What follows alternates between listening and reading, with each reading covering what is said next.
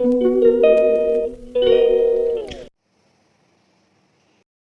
Hey guys, welcome back to our channel Riya Dutta lifestyle.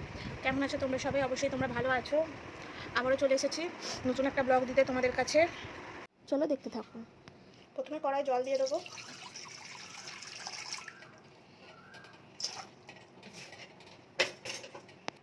এবার শাকগুলো দিয়ে দেবো। শাকগুলো আমি আগে থেকে কেটে কুচিয়ে ভালো করে ধুয়ে রেখেছি।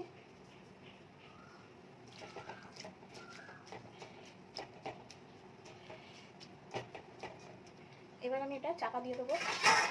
এটা ততক্ষণ সিদ্ধ হবে। শাকটা হালকা করে ভাপিয়ে নিলাম। নেওয়ার পরে আসছি আবার তোমাদের কাছে। আবারও চলে এসেছি কতটা কি সেদ্ধ হয়েছে দেখার জন্য শাকটা।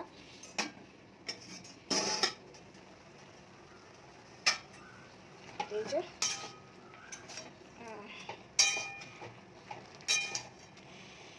দেখে তো মনে হচ্ছে মোটামুটি সেদ্ধ হয়েই গেছে, মানে ভাপানো হয়ে গেছে।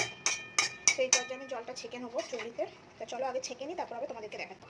এদিকে শাকটা আমি জল ছেঁকে নিয়েছি, আর এদিকে আমি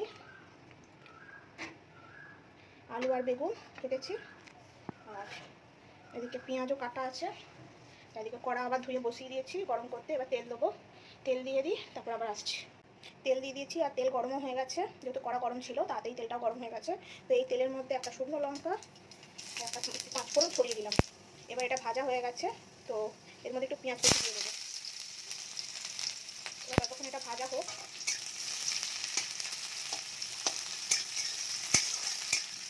তারপরে একে একে সমস্ত কিছু দিচ্ছি আর তোমাদেরকে শেয়ার করছি। এই পর্যায়ে পেঁয়াজটা ভাজা হয়ে গেছে দেখো। তাই এই পর্যায়ে আমি একটু রসুন কুচি, মানে একটু ওই গ্রেট করে নেওয়া রসুন দিয়ে দিলাম।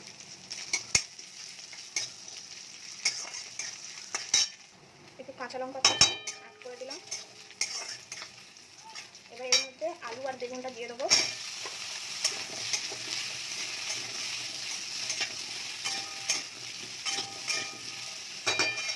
একটু নুন অ্যাড করে দেবো।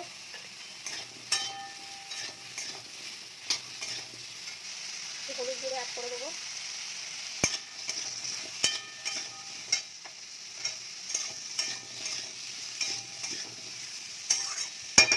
এটা ততক্ষণ ভাজা হবে, তারপর আবার আসছি। এদিকে একটা মিক্সির বাটিতে 1 চামচ পোস্ত, 2 চামচ মতো কালো সর্ষে, অনেকে সাদা সর্ষে ইউজ করে, বাট আমি সাদা সর্ষে ইউজ করছি না, অল্প একটু গোটা জিরে সব দিয়ে দিলাম। এবার এটা মিক্স করে নেবো।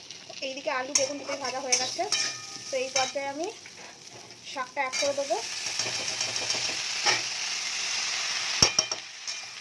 এবার ভালো করে নেড়ে নেবো আলু বেগুনের সাথে শাকটাকে।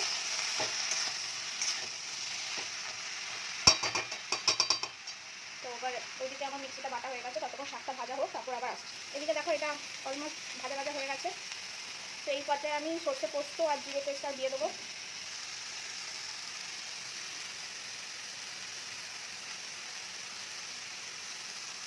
বাটিতে অনেক মশলা আছে, ওদেরকে জল দিয়ে দেবো।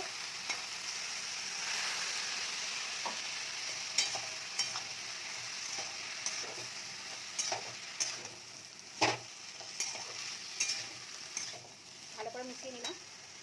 এই পর্যায়ে একটু লঙ্কা গুঁড়ো দিয়ে দিলাম অল্প, একদম 1 চিমটি, কারণ শাকের ঝাল হলে বেশি ভালো লাগে না। তো যে কারণে অল্প একদম একটুখানি দিলাম, দেখতেই পাচ্ছ। এটা ভালো করে একটু কষিয়ে নেব। আর হ্যাঁ, এর মধ্যে একটু নুন অ্যাড করে দেবো। নুনটা পরিমাণ মতোই দিতে হয় শাকে, কারণ শাকে নুন বেশি হয়ে গেলে আবার খাওয়া যায় না।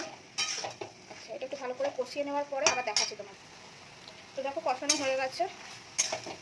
এবার এর মধ্যে আমি একটু জল অ্যাড করবো। তার কারণ হচ্ছে আলুগুলো যেহেতু আমি একটু বড় বড় করে দিয়েছি, তো আলুগুলো এখনো সিদ্ধ হতে টাইম লাগবে। তো এই কারণে আমি একটু জল অ্যাড করে দেবো।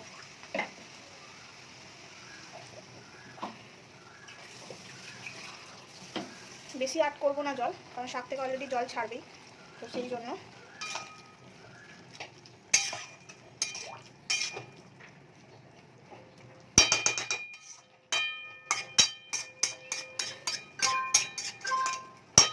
তো এবার আমি চাপা দিয়ে দেবো।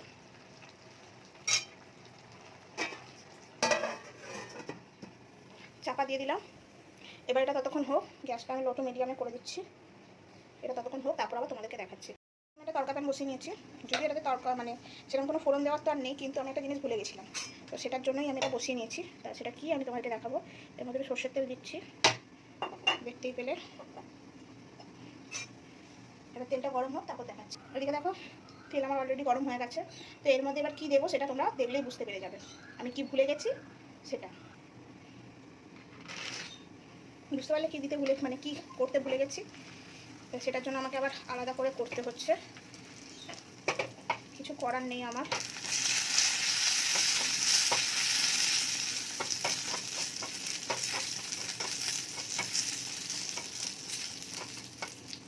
লাল লাল করে ভাজতে হবে।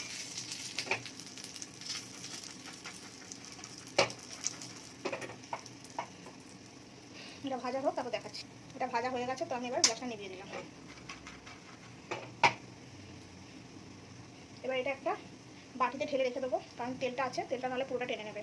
এই যে আমি একটা থালায় ঢেলে রেখে দিয়েছি। এর মধ্যে আমি শাকটা ঢালবো, তো যখন শাকটা মানে হয়ে যাবে তখন আমি এটা মিশিয়ে দিয়ে তারপরে বাকি প্রসেসগুলো করে ঢেলে নেবো, সেটা তোমাদেরকে শেয়ার করবো। এদিকে আমি ঢাকা খুলে নিয়েছি, আর দেখো আমার আলু গলে গেছে। তো এই পর্যায়ে আমি বড়িগুলো অ্যাড করে দেবো।